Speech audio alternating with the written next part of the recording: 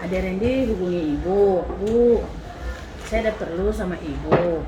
Nah, sekarang Bu mau tanya, emang Ade Randy ada masalah apa sehingga kemarin ingin bertemu sama ibu? Iya Bu, jadi saya sedikit punya permasalahan terkait dengan waktu. Karena waktu menurut saya ini saya kadang susah mengatur waktu antara sebenarnya tugas-tugas lain di luar jam mengajar. Saya boleh katakan apa saja Bu? Silakan, tidak ada masalah. Jadi terkait dengan saya ikut PPG,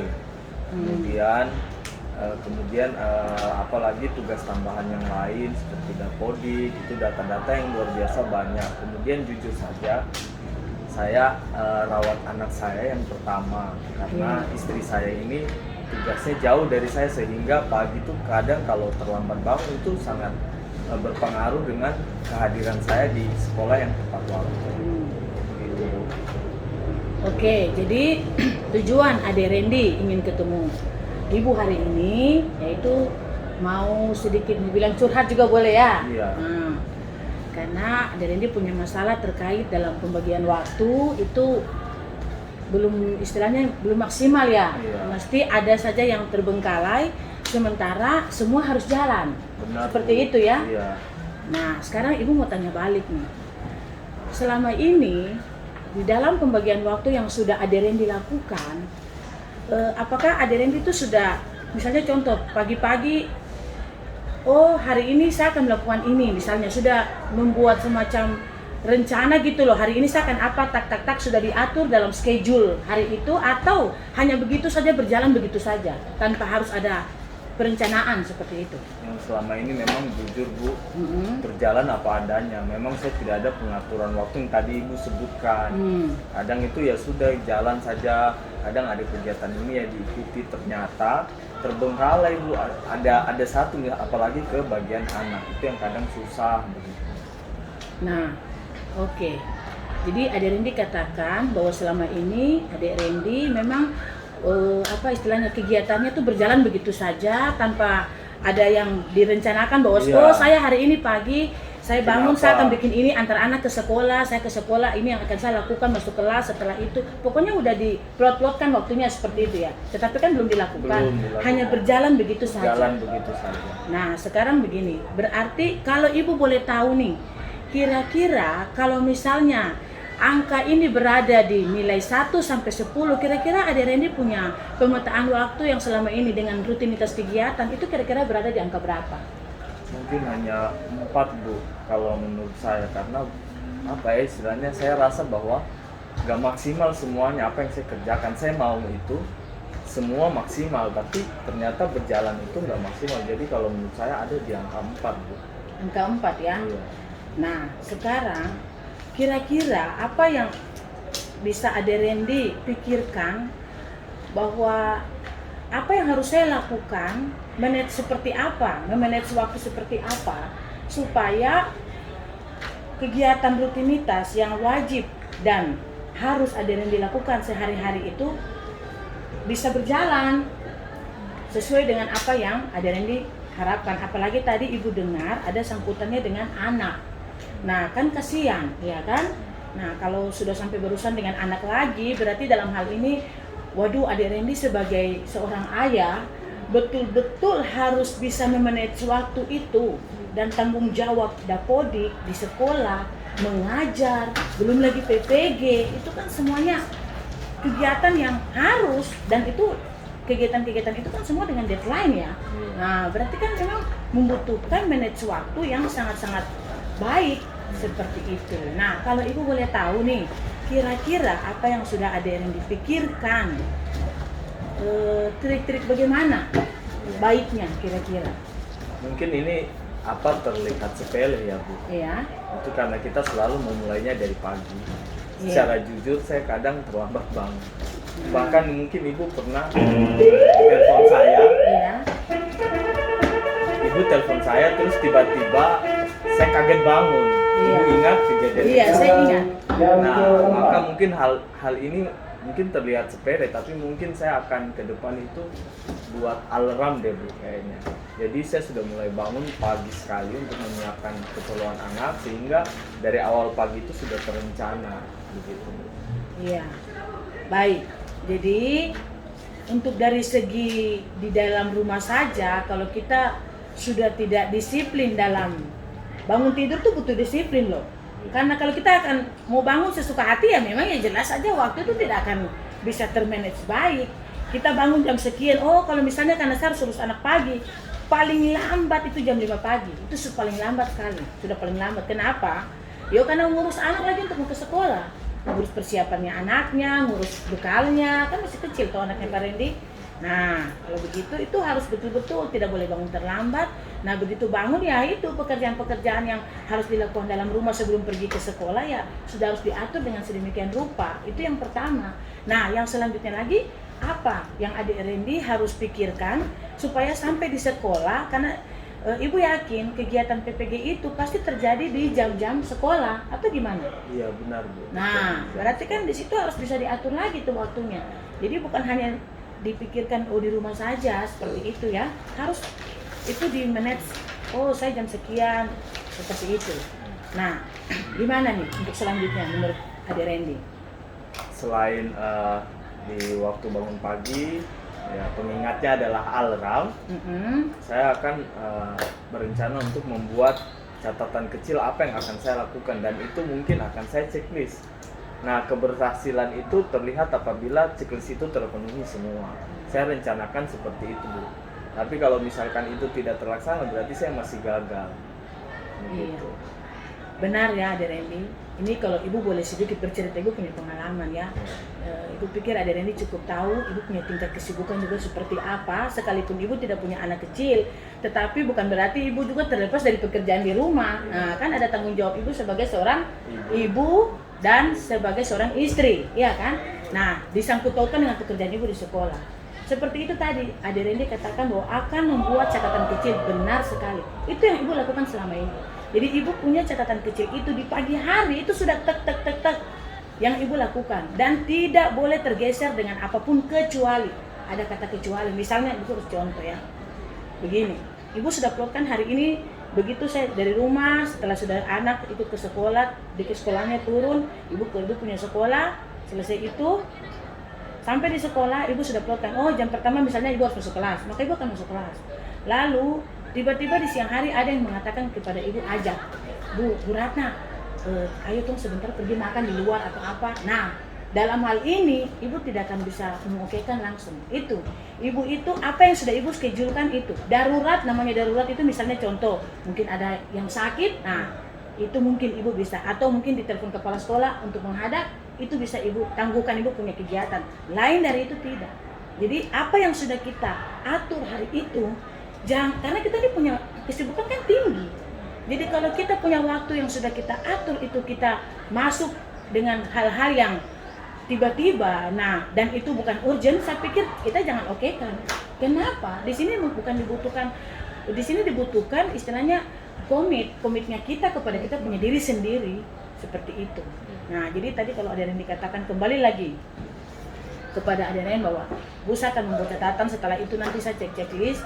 Nah itu sangat baik, langkah seperti itu ya, sangat baik, karena itu sangat penting untuk Ade Randy punya schedule yang penuh dengan kesibukan di keseharian itu. Nah sekarang ibu mau tanya lagi nih, kira-kira yang Ade Randy harapkan di dalam pemetaan waktu, menschedulekan waktu itu, kira-kira Ade Randy mengharapkan Ade Randy berada di nilai berapa tuh? Ya, nantinya saya maunya sih ada di angka 9 dari 1 sampai 10 itu saya mau ada di angka 9. Iya, bagus ya. Kenapa? Karena supaya segala macam aktivitas Ade Randy di hari itu benar-benar bisa maksimal dalam mengatur waktu, sehingga apa yang direncanakan hari itu tercover. Seperti itu. Ibu juga sangat mengharapkan itu supaya Ade Randy punya harapan yang selama ini, aduh sampai sampai anak kasihan juga kalau anak nggak terurus, nah pekerjaan sekolah lagi, nah yang paling dan jangan dulu lupa yang paling utama juga ya jaga kesehatan, sekalipun sesibuk-sibuknya ya ada ini juga harus pikirkan itu ya, mengatur waktunya untuk diri sendiri juga seperti itu ya. Nah baik, Ibu pikir nanti kita bisa bertemu lagi ya di pertemuan yang lain ya, Ade Rendy Ibu harapkan. Nah dari sini sebelum Ibu akhiri kita punya komunikasi, mungkin Ibu bisa tahu lagi dari Ade Rendy apa ya tanggung jawab yang bisa Ade Rendy garis bawahi dalam pengaturan waktu itu, mungkin Ade Rendy bisa ngambil kesimpulannya yang bisa dilakukan seperti itu. Saya terlebih dahulu saya ucapkan terima kasih. Sama-sama. Apalagi namanya mau berdiskusi, ya sedikit rasa plong di hati karena bisa berdiskusi dan saya ambil kesimpulan pada intinya adalah komitmen Bu. Karena ketika misalkan kita sudah buat alarm, sudah buat daftar checklist kegiatan kita, tapi kalau kita tidak komitmen untuk melaksanakannya akan percuma. Nah itu yang akan saya lakukan adalah komitmen saya untuk bisa mengatur waktu dengan baik. Mungkin itu saja. Iya, boleh Ibu tanya satu lagi? Nah, dari hasil pertemuan kita pada siang hari ini, kira-kira Ade Rendy merasa apa yang Ade Rendy bisa dapatkan dari hasil komunikasi kita ini?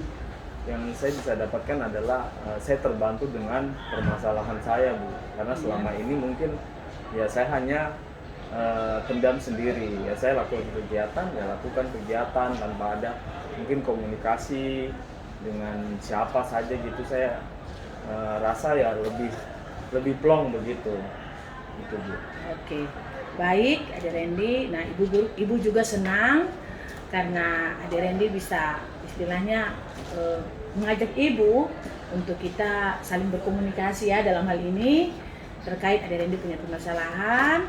Nah Ibu harapkan supaya kedepannya Ade Rendy lebih bisa memanage waktu. Nah Ibu rasa kita sampai di sini dan nanti kita ketemu lagi di lain waktu.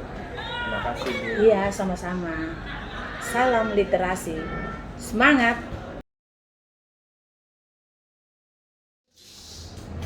Nah, Ade Rendy ini kan akan masuk mengajar di kelas. Nah, sebelum masuk mengajar di kelas itu kan dalam hal ini kan Ade Rendy harus membuat persiapan sebelum masuk di kelas. Kira-kira sampai sejauh ini apa saja yang sudah dipersiapkan oleh Ade Rendy? Yang kita sudah persiapkan pastinya adalah media pembelajaran. Media pembelajaran ini materinya itu yang akan saya bawakan kan limit fungsi trigonometri. Nah, situ medianya adalah media PowerPoint, kemudian LKPD, kemudian ada contoh papan limit fungsi trigonometri. Oke, baik. Nah, yang paling utama sebelum kita masuk pada di kelas itu kan kita harus tahu saat itu tujuan pembelajaran kita itu apa. Saat Ade Rendy masuk nanti itu tujuan pembelajaran apa yang ingin dicapai, gitu. Jadi karena sekarang lagi marak-maraknya terkait dengan project. Nah, di sini saya berusaha walaupun kita belum merdeka, saya buat di sini adalah project untuk bagaimana anak-anak memahami limit fungsi trigonometri dengan menggunakan papan limit fungsi trigonometri. Itu tujuan utama saya. Jadi kalau ditulis di sini nanti, nah itu adalah peserta didik mampu memahami dan menentukan nilai fungsi trigonometri dengan menggunakan papan limit fungsi trigonometri. Oke, baik.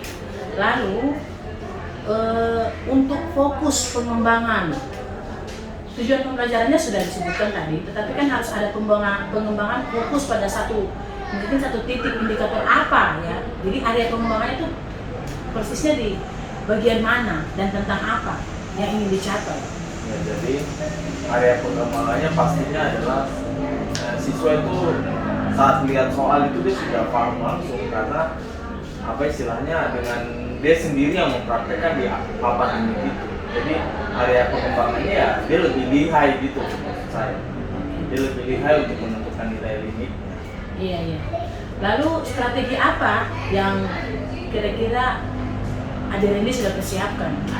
Strategi yang saya persiapkan di sini itu lebih kepada persiapan peserta didik. Jadi sebelumnya saya sudah informasikan dulu ke mereka, karena kan membuat papan limit ini agak lama karena kalau misalkan saya tidak lakukan persiapan untuk mempersiapkan bahan dan alat apa yang mereka harus bawa di pertemuan itu, nanti akan lama.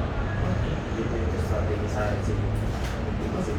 Baik, Ibu pikir untuk persiapan di kelas cukup sampai di sini. Nanti selanjutnya kita akan sama-sama ke kelas biar Randy mengajar. Nanti Ibu akan mengamati proses di kelas ya. Baik, terima kasih. Terima kasih.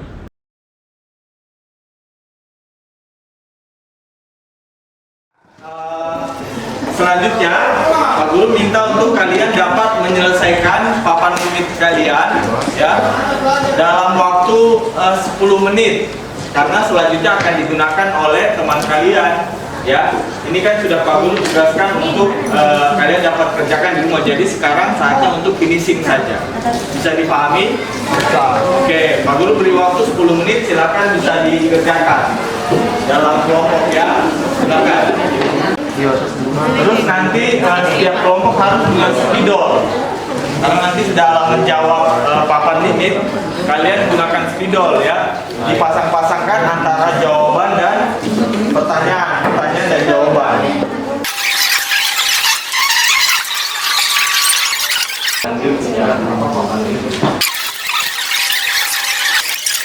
Ya, silakan kalian nilai. Nah, cara nilainya adalah kalian nilai saja di sini dulu. Jadi lihat hasil jawaban mereka, kemudian dinilai langsung. Jangan salah menilai. Lihat dari hasil yang kerja LKPD yang kemarin kalian kerjakan. LKPD-nya dikeluarkan.